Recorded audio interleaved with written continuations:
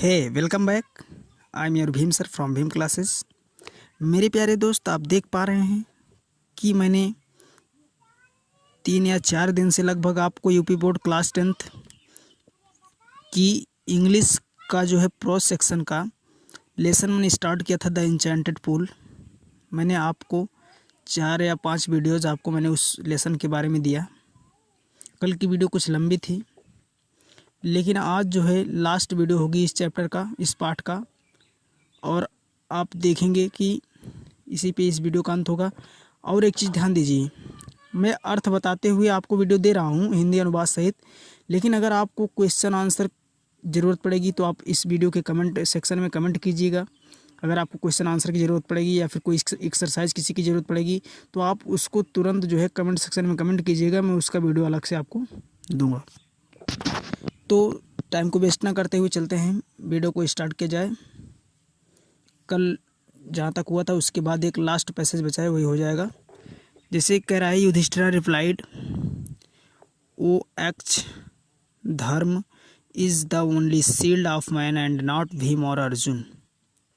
कह रहा है, युधिष्ठिर रिप्लाइड, ओ यक्ष धर्म is the only shield of man and not Bhim और अर्जुन।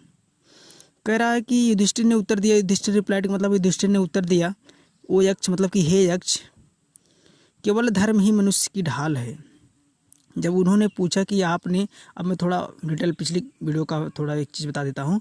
जैसे उसमें यक्ष ने कहा कि युधिष्ठिर, आपने इतने बलशाली शक्तिशाली अर्जुन और भीम को आपने क्यों नहीं मतलब कि चूज़ किया जीवित करने के लिए, आपने नकुल को ही क्यों मतलब कि चुना।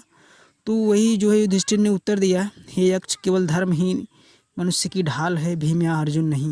उन्होंने कहा धर्म का जो है, धर्म क्या कह रहा है, धर्म जो है वो मनुष्य की ढाल है, केवल धर्म ही ऐसी चीज़ है जो मनुष्य की ढाल है, भीम या अर्जुन नहीं। यही युधिष्ठिर ने उत्तर दिया यक्ष को। फिर आगे देखिए, इफ़ धर्म is given up man will be ruined.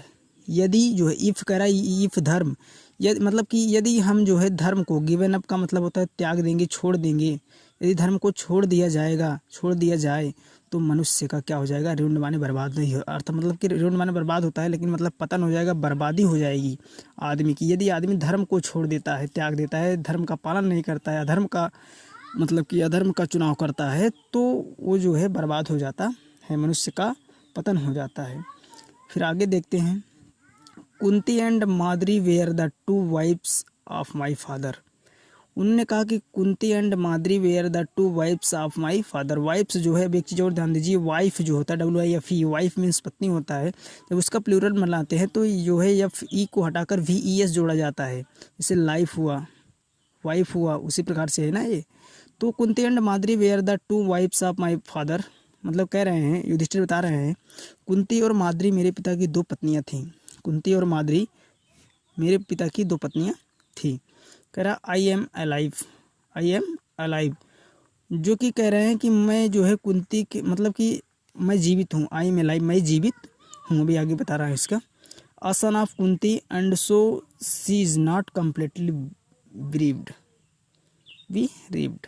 ठीक, कह रहे हैं कि मैं जो है कुंती के पुत्र के रूप में जीवित हूँ, मतलब कि कह रहे हैं मैं, मतलब कि जैसे 2 माताएं थी, तो कुंती का एक पुत्र जो हूँ मैं, मतलब कि युधिष्ठिर अपने आप बता रहे हैं कुंती का एक पुत्र जो है अभी जीवित है, मतलब कि अपने आप को बता रहे हैं मैं जो है कुंती का पुत्र हूँ, जीवित हूँ, जिससे वे पुत्र से पूरी तरह वंचित नहीं है, जिससे वे पूरी तरह पुत्र से वंचित नहीं, जैसे उनके जितने भाई होंगे लगभग जो कुछ भी थे, तो कह रहे हैं उनमें से मैं एक जीवित हूँ, और मैं जो दूसरी माता है मैं उनके भी एक पुत्र को जीवन दान दिलवाना चाहता हूँ, ताकि न्याय का संतुलन बना रहे, उसी के लिए कह रहा है। आगे देखिए, इन order that the scales of justice may be even, ताकि न्याय का संतुलन बना रहे, इसलिए मैंने माद्री के पुत्र में पुनः प्राण फूंकने के लिए कहा।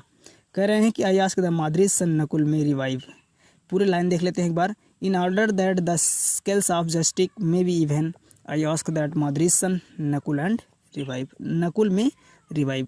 कह रहे हैं कि ताकि न्याय का संतुलन बना रहे, अगर मैं जो है कुंती का एक पुत्र जीवित हूँ, माद्री का भी एक पुत्र अगर जीवित हो जाएगा तो न्याय का पलड़ा दोनों तरफ बराबर रहेगा, इसलिए मैंने माद्री के पुत्र में मतलब माद्री के पुत्र अर्थात अपने भाई नकुल को ही मतलब कि जीवन दान देने के लिए चुना था। ठीक है, आगे देखिए।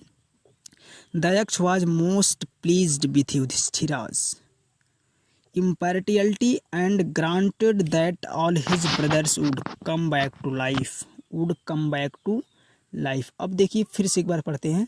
द यक्ष was most pleased with Yudhishthira's impartiality and granted that all his brothers would come back to life। अब देखिए युधिष्ठिर की निष्पक्षता, मतलब कि उनके प्रश्नों के जवाब से, न्याय भाव से यक्ष जो था इतना प्रभावित हुआ, अत्यंत प्रसन्न हुआ और उनके सभी भाइयों के प्राण लौटा दिए। इतना सुनने के बाद यक्ष जो था युधिष्ठिर के न्याय के ऊपर, निष्पक्षता के ऊपर इतना प्रसन्न हुआ कि उन्होंने उनके सभी भाइयों को जीवन दान दे दिया। फिर आगे देखते हैं। इट वॉज एम, मतलब कि यम लिखा है, यमा पढ़ा जाएगा, क्योंकि जो लिखा रहता है पढ़ा जाता है, उसका अनुवाद करते समय कुछ करो उससे मतलब नहीं होता। It was Yama the lord of death who had taken the form of the Yaksha so that he might see Yudhishthira and test him. एक बार फिर देखते हैं। It was Yama the lord of death who had taken the form of the Yaksha so that he might see Yudhishthira and test him. ठीक, कह रहा है जो है इट वाज यमा, मतलब कि ये मृत्यु के देवता यमराज थे। ये मृत्यु के देवता यमराज थे। द लॉर्ड ऑफ डेथ, मतलब कि ये मृत्यु के देवता यमराज थे जिन्होंने यक्ष रूप धारण किया, यक्ष का रूप धारण किया था। मृत्यु के देवता यमराज थे जिन्होंने यक्ष का रूप धारण किया था ताकि युधिष्ठिर से मिलकर उन्हें, मतलब उनकी परीक्षा ली जाए, मतलब उनको कसौटी पर परखा जा सके। हाँ, इनकी सत्यवादिता कैसी है, मतलब कि न्याय योग्य हैं, सत्यवादी हैं कि नहीं हैं, धर्म का पालन करने वाले हैं कि नहीं है, उनकी परीक्षा के लेने के लिए यमराज ने यक्ष का रूप धारण किया था। आगे देखते हैं, लास्ट लाइन है इस लेसन की। He embraced Yudhishthira and blessed him then he disappeared. He embraced Yudhishthira and blessed him then he disappeared.